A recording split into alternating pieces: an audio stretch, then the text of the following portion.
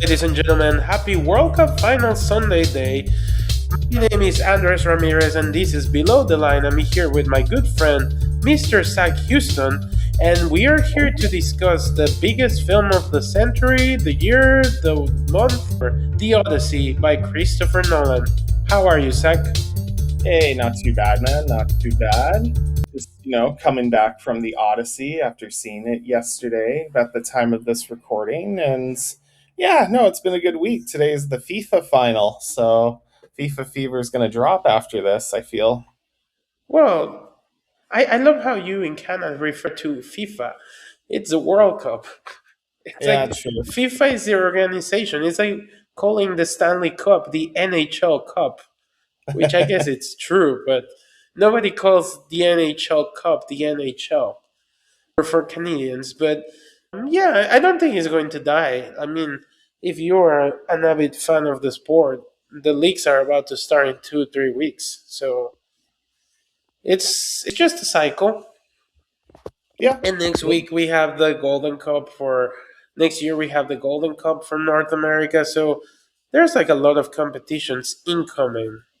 Yeah, but I mean, this is like the big international one that is not going to show up again until 2030. So Yes, but the Euros are close second and they're 2028. So I think for football fans we're going to be entertained.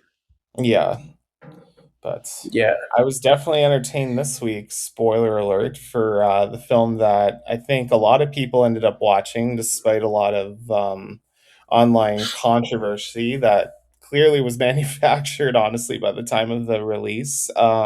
Christopher Nolan's new epic, The Odyssey. So, yeah, I guess going right Well, in. Hmm? before talking about the movie, let's talk about the experience because you actually were lucky enough to live in one of the places that has one of those 41 theaters that can actually show it in 143 aspect ratio, just as Nolan intended. Basically, 70 mil, whether it's printed or digitally projected. So, how was the experience watching that? Because I watched it in a IMAX, and the sound is great at times because I feel the mixing is it's a Nolan mix, if that makes sense. But I do think this film you need to watch it on the biggest screen. But I'm curious, how was that experience for you since you watched it? How Nolan brought it to the world? So, yes, I am thankful enough to live close to one of the 41 theaters that can showcase what Nolan intended, which I'm very grateful and happy. Like, this is a film that literally a year ago was getting tickets on sale just for this. I ended up getting mine the day of, and yes, it was the very front, which, to be fair, wasn't that bad with the seats I had, just Yeah, because I was able to recline a little bit back and see everything. No, what was nice about it was seeing this film at 70 millimeter for every shot that was filmed. Normally, one thing this movie also had was a prequel or a little tease for Dune Part dude. 3. Yeah, which, I mean, obviously was some of it was filmed for IMAX, but other things weren't. So during the movie, which this is kind of one of my pet peeves when I go watch these premium formats, I don't like when the aspect ratio change. I think the worst experience I ever had was watching Transformers the last Or night. Oppenheimer. Oh yeah, or even Oppenheimer, where every single like almost every cut would just change aspect ratios. It's like either stick to one or pick one. Like this is just jarring to me and it just hurts the eye a little bit. Sometimes it can work, like last year's How to Train Your Dragon, which was really cool when the dragons took off, kind of like unearthed its aspect ratio to make it feel larger than life. But for the Mm-hmm. most part, I find it annoying. With that being said, it was really cool to witness, well, a few things. One, it does showcase the epic scale of like this journey, more or less, like when they're on sea or when they're on land, when there is war happening, when there are Kind of. battles. And yeah, kind of like that. So you see a lot more of it. And definitely a lot more. There's a moment where you see when they go into the Cyclops cave, a bit more of his ass. I don't know if you saw that in the regular screenings or different aspect ratio, but I you saw it at definitely 190, I'm pretty sure. So I don't know which shot you're referring specifically. it's when Uh, they're about to escape and then you get a look at his behind. Like if you I want don't a lot. think I don't think I think that was cut. Okay, well, definitely you see more of his ass in this version. You see a I lot more. think that's going to be the next controversy. Like, the format, does that change the viewing experience? I know there's people that are saying that if you watch it on 239 or widescreen, it doesn't change, but I fundamentally believe that it does change. And I also think that, ironically, about a film about Hebrews, the film itself has a lot of Hebrews, and the fact that it was kept by 3 hours shows that that was the Hebrews of shooting in IMAX. I'm not saying the IMAX thing is not impressive.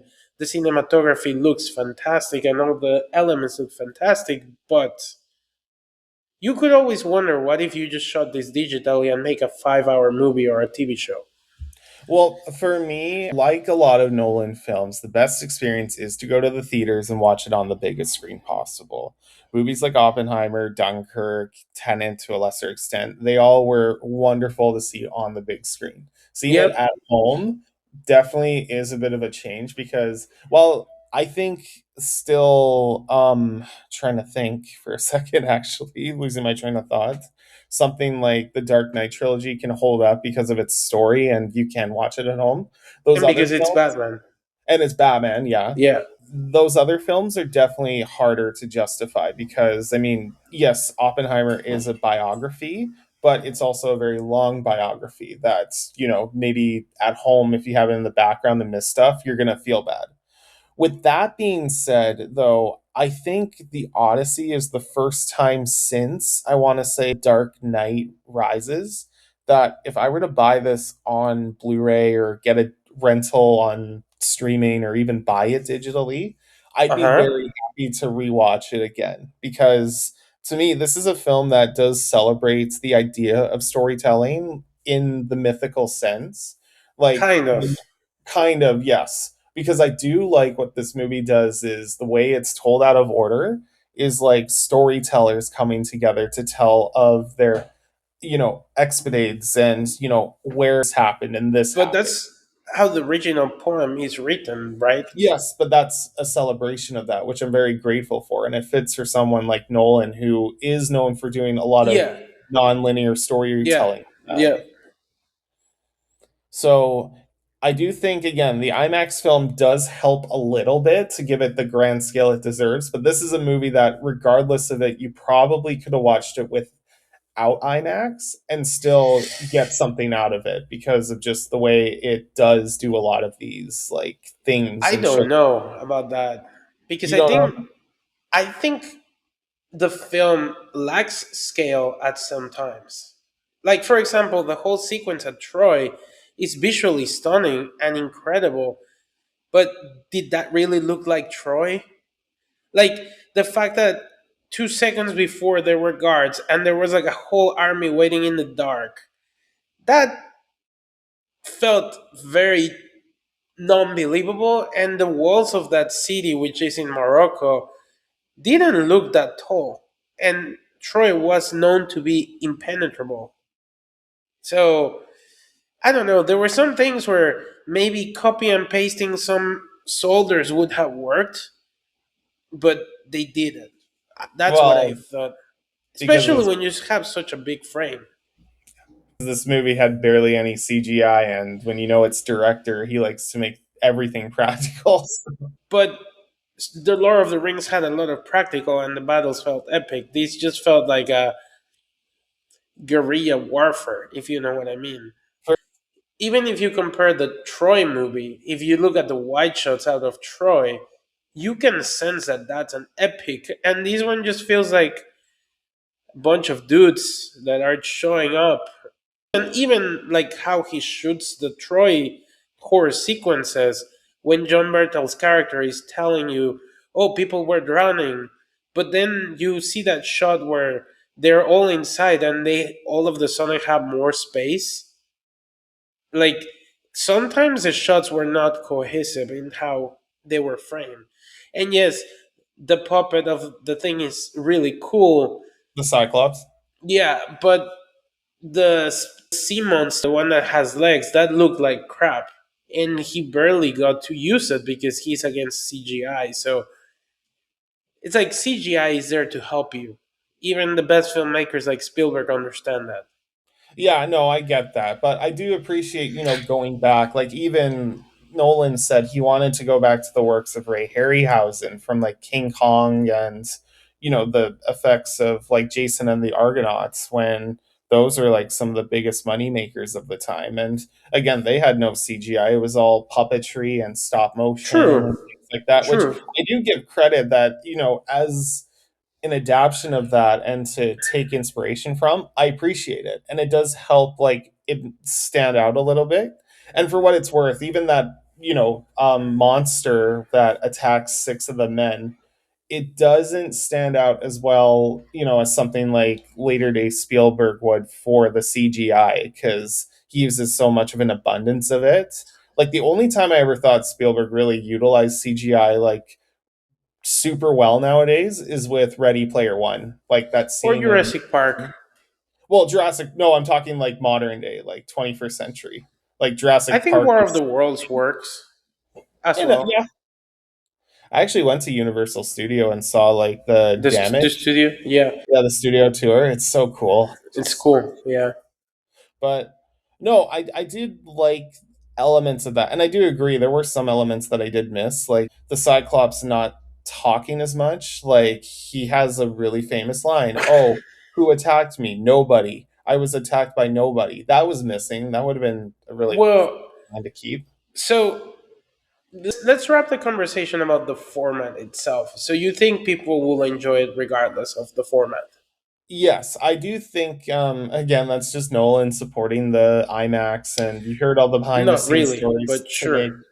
Well, I mean, he wanted to challenge IMAX to make new 70 millimeter IMAX cameras that were 30% lighter, that could hold 3 minutes of True. film, that could basically be smaller so they can go on this On the excruciating. rig.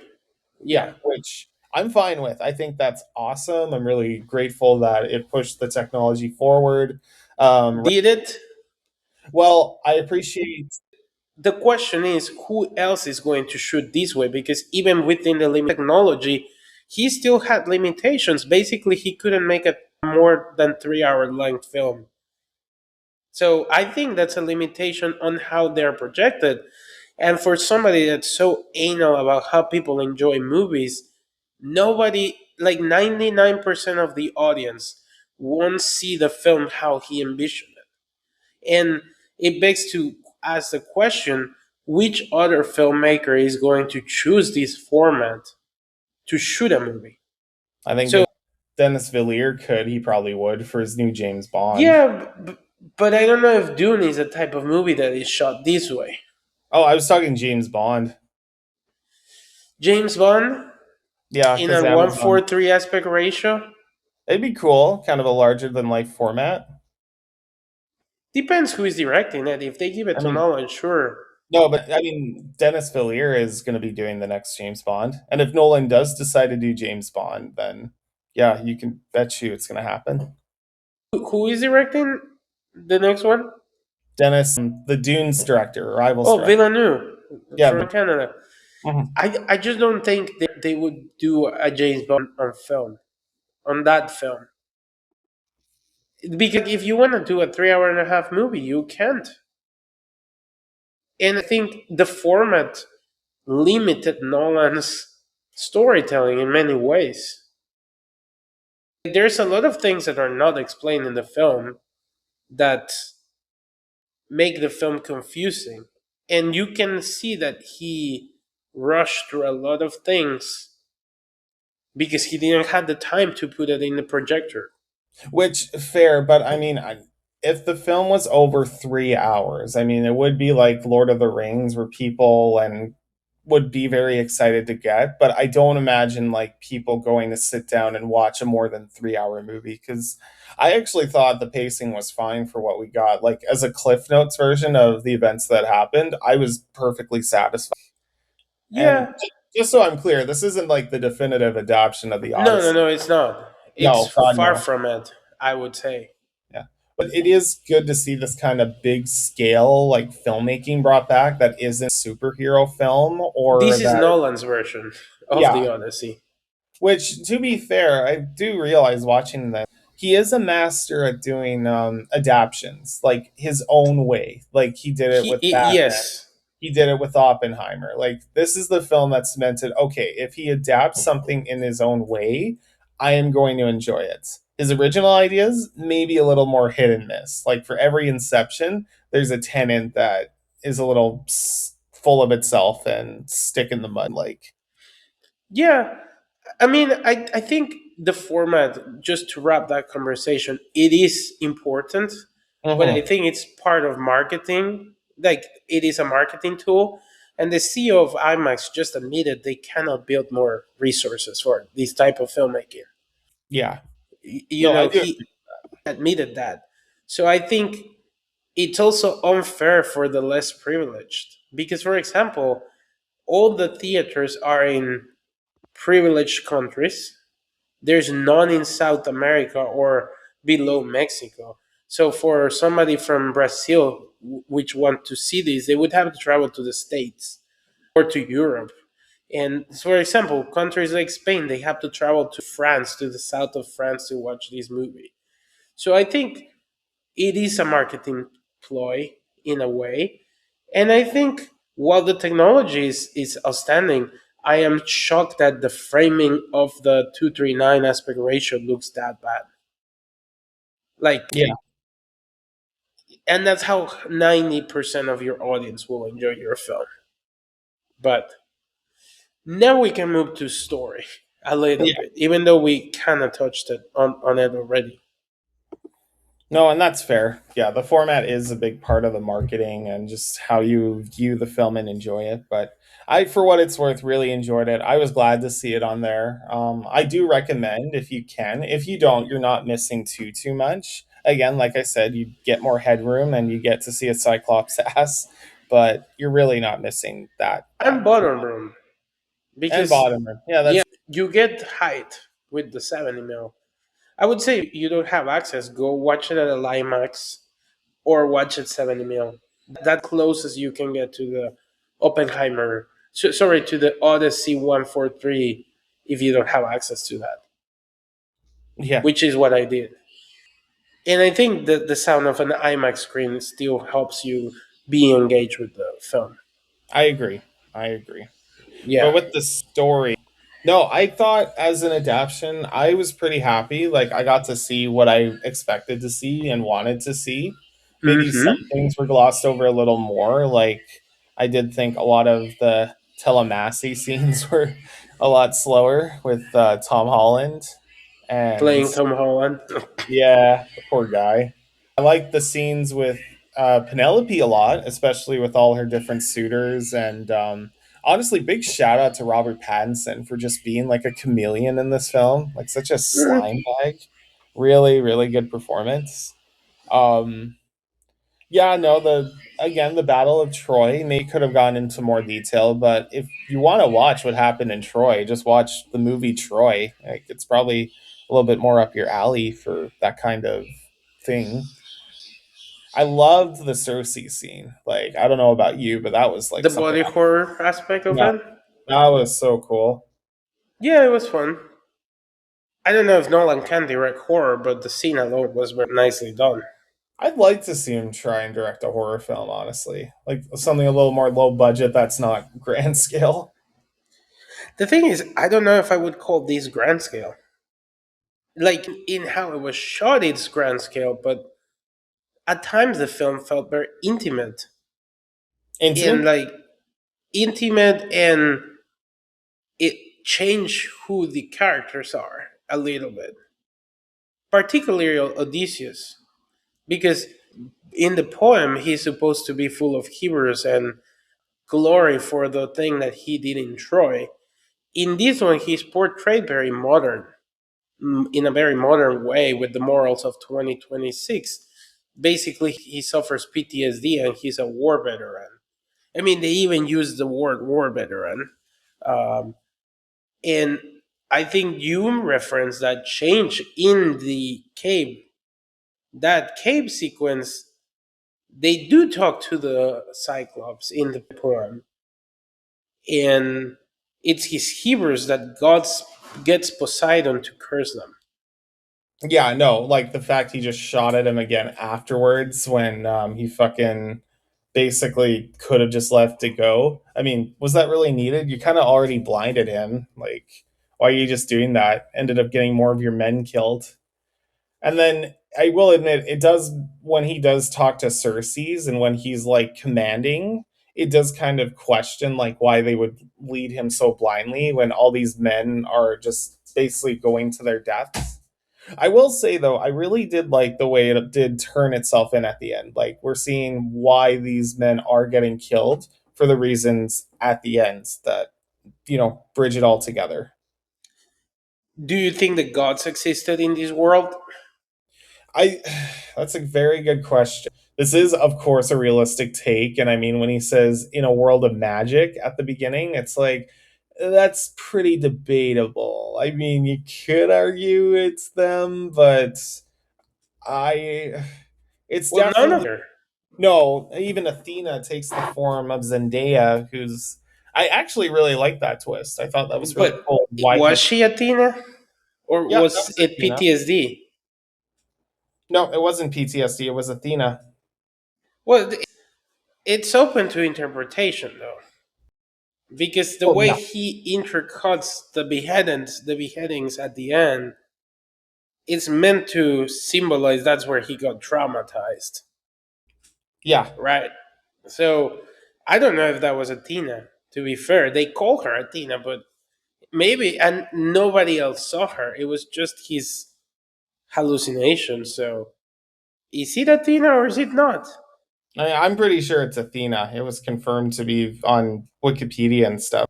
Well, that's because that's how they credit Zendaya. But I But take it as such. I take it as such. It was her. the gods never appear, and the whole war was started because of the gods. Yeah. So I know they mentioned Zeus, and Zeus thunder kind of shows up in the background, but again, they play whether that's a coincidence or not. But do True. you think they do exist or they don't exist?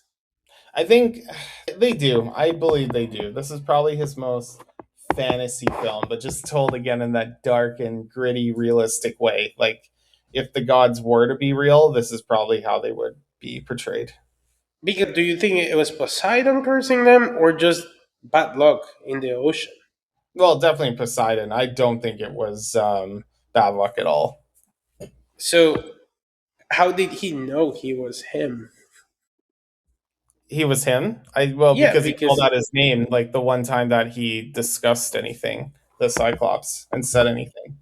well, yeah, but in the poem he says I blinded you.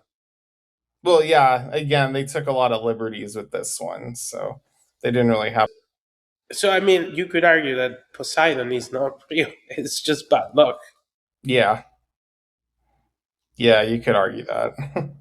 Yeah, like I think thematically the biggest change is that this is a film about the effects of war. Meanwhile, the poem was about the consequences of being arrogant and hubris. Yeah, no, that I agree. It continues a lot of his themes from Oppenheimer, like more or less just how inevitably, like you destroy something, you destroy yourself in a sense. Kind of. I mean, these ones. So, do you believe Zeus' law worked? Pardon? I mean, a lot of the emphasis is that by breaking this law of Zeus, the world kind of collapsed. Oh, Zeus's law. Yes, absolutely. Yes. And that is the idea he wants to play with. I mean, Nolan. But was that really something that kept people civil? Or did they do it out of fear because a god could be in human form? I think they did it out of fear, personally. I think they Yeah, did. because they were not nice people. Technically, Robert Pattinson character broke the law of Zeus. Even Telemachus speaks with, I think, Athena in the book, and he wants to kill them. Yeah. But this was omitted in the film. I guess they didn't want to give Tom Holland and Zendaya more scenes together. I don't think they had scenes together in this film. But yeah, in the summer, absolutely. Just with I mean, the Spider Man. Yeah, yeah. I mean, I think the Odyssey is a good film, but I think the adaptation is. It's the way I would summarize it. This is the best and worst of Nolan, if that makes sense. Yeah, I'd argue Tenant is more like the best and worst of him, like a great idea that just gets bogged down by pretentiousness. But I did like this one. I did think it showcased a lot of his strengths, maybe not all of his weaknesses like he did. I think if you had to choose, what would you say would be better, Oppenheimer or this film? I think Oppenheimer is way better because, Yeah. like, I think he's trying to parallel Oppenheimer and Odysseus, right? Because this was the first war in recorded history or whatever, right? Hmm. But I don't. I mean, I think the dialogue is also funky because there is that even that sequence where he says the the Bronze Age is coming to an end. But how would they know they're part of the Bronze Age, right? Yeah. Well, it's And telling in a modern dialect, so. yeah, but like the characters would not know that, right? And the people of the sea, nobody knows who they were. In history, nobody knows who they are. But they imply they are the people of the sea. And by sacking these islands, they're creating this division within Greece. Yeah. Hence, I mean, John Bertel's character is setting up the Sparta War or whatever, right? Hmm. But I don't know. They articulate because he did the Troy horse. He broke that civility, and that's what made people collapse, and that humans are doomed to make the same mistakes. And that men are dumb because, I mean, that kind of what they said. But I don't know if you can articulate like the Troy. This was the end of civilization, and because of this event, humans are doomed. Yeah. Like I don't know because he even says there will be new civilizations that will make our same mistakes. But like nobody has done the Troy horse again, as far as I know. You know, Yeah. No, I get it. I get it. so I don't know if you can say. I think with Oppenheimer, yes, we're doomed because with a nuclear bomb, the world ends. So I don't know if you can parallel. And I think overall, the performances in Oppenheimer were better. I think the film is paced better. I think the sequences that look brilliant are brilliant. And in here, sometimes the sequences were so. I mean, at times comedic, if you ask me, like the way it's cut. Like, the final sequence where he strums the bow and it's really epic. But then you have like that shot of Robert Pattinson, get the swords, get the shields. It is kind of like, are they that dumb that they cannot get the swords themselves? Like, you have to have this cut of Robert Pattinson kind of directing them, but I don't know. Sometimes that felt off placed, and like I think Robert Pattinson he's just having fun Oh with the yeah, he's role, having a great time. but I don't know if it's his best performance, even of the year. I think he was much more better in the drama with Zendaya. So I think the film for me it is a mixed bag. I don't think it's bad. I think the filmmaking is excelling, but I don't think it's a masterpiece. I don't think it's even closely compared to Lord of the Rings, as some people are comparing it. And I think if you want to go to the casting aspect, I think casting A-listers was a huge mistake as well, because Yeah. at some points it becomes distracting. Were you going to say the casting needs were? That was my You phone, by know, the way. Sorry. because the casting is great, but would I like to see unknowns? Yes, because at times it feels like here comes a cameo of the scene. Like the whole controversy, you could articulate that both of those characters are cameos. With Lupita and Elliot Page. They're really cameos. But do they need it to be in the story? I don't know. Like, I don't know. What are your thoughts? Do you think this is a masterpiece? I mean, I really enjoyed it. It's definitely one of my favorites of the year, up there with Obsession and Project Hail Mary.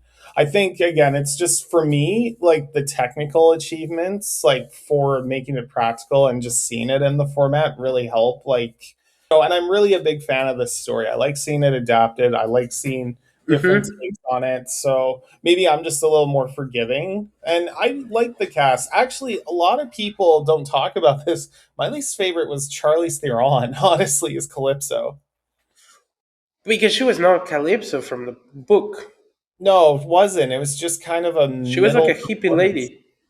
Yeah, I thought they were going to do something, more convincing, or she was going to like be someone who was I mean, trying to make him stay. And I'm just like, oh, that's not the case. I mean, that was a sequence where she was not evil. She was kind of like a healer, and they got high, and that's why he stayed there, pretty much. But that's also a different change from the book because in the book he rejects the lotus flowers Yeah. because he wants to go home, and I think that's the fundamental change in the adaptation.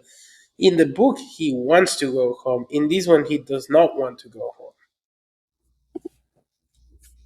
That's what I mean. I think that Nolan, he kind of knew the end and he wrote it backwards, if you know what I mean. Well, yeah, I mean, that's just how he always writes. So, But I think, ironically, the weakest part is the script. I mean, yeah, he's not always the strongest writer. He needed his brother Jonathan, I think, to come and help him. But I don't know if he's been doing that hot lately. Maybe he needs a different writer, like not his brother. Yeah. Who wrote Oppenheimer? But I mean, he based that on a book, right? Yeah, he based it on the book, The Prometheus. Like, I think people are saying this is the front runner, but I don't know if it's going to stay as the front runner. Well, we'll see. I mean, we still have Dune. We still have other big movies I coming mean, out. Digger with Tom Yeah, Peter. Cruise. Yeah, that trailer looks fun. Maybe that'll be the film that'll get him finally his Oscar that isn't a stunt. I mean, I think he will win for that. Like, the performances look fantastic. I think that I think the Odyssey for me it's a 7 out of 10. What about you? I'd say a 9. I was very happy with it. Like, again, my gripes with it are just a few and far between. Like, I didn't think it was, again, the definitive. It's definitely for the purists who are like, oh, this isn't Greek accurate. Well, so is Troy. Troy isn't Greek accurate, guys. No, it's We're not.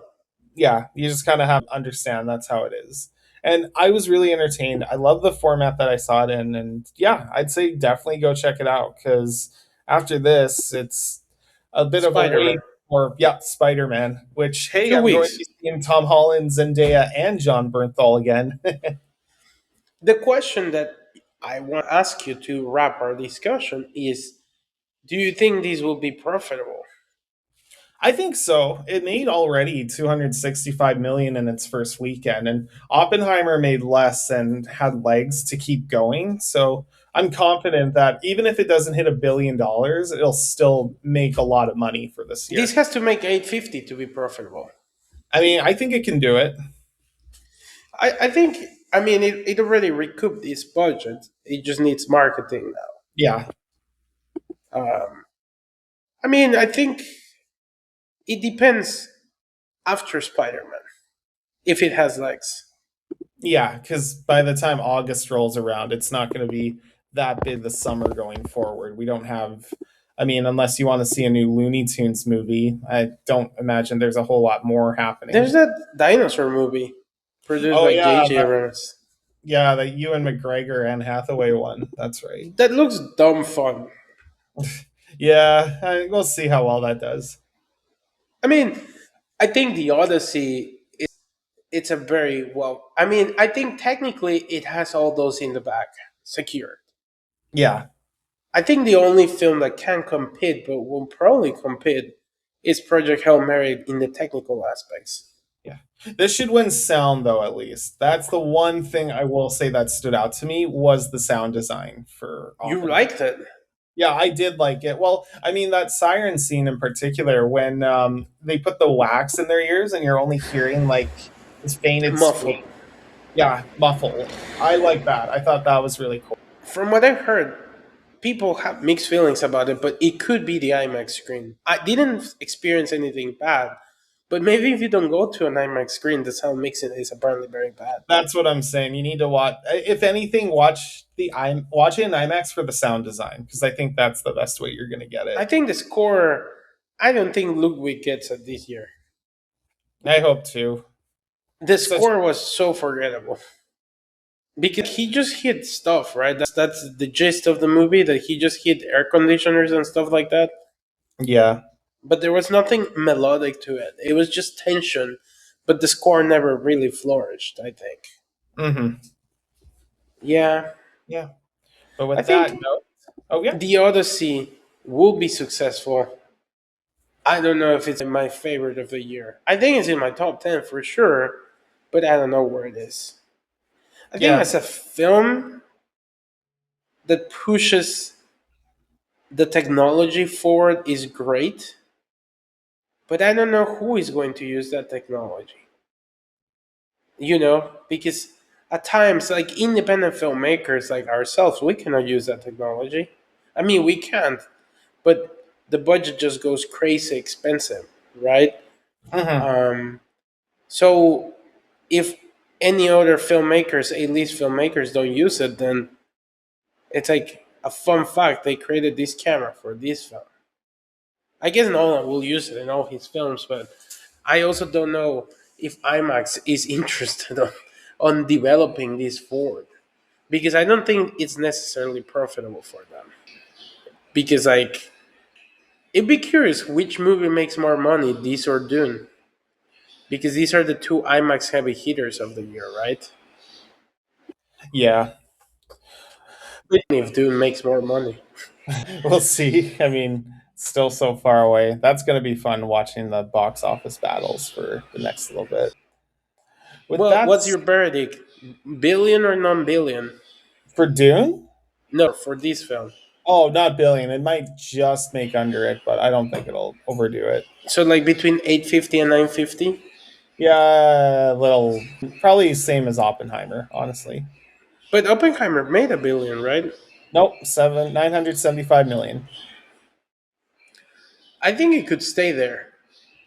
Yeah, And now the final question: would you go see it again in the theater I would. Yeah, I'm curious to see it on a different format now that I've seen it on the on the big big boy? format that they were toting. So Okay, I mean that's a positive sign, I suppose. yeah, Well, this is our Odyssey review. Mainly positive, but some criticism. Would I recommend it? Yes, go watch it, but watch it on the biggest screen, because if you don't, your experience might be hindered. That's yeah. that's what I would say. No, I agree.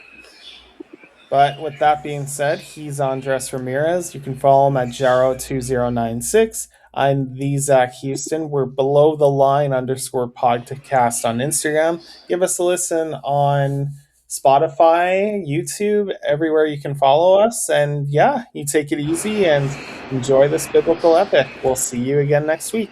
By the way, who are you going with, Argentina or Spain? Who is your Probably, win? probably Spain.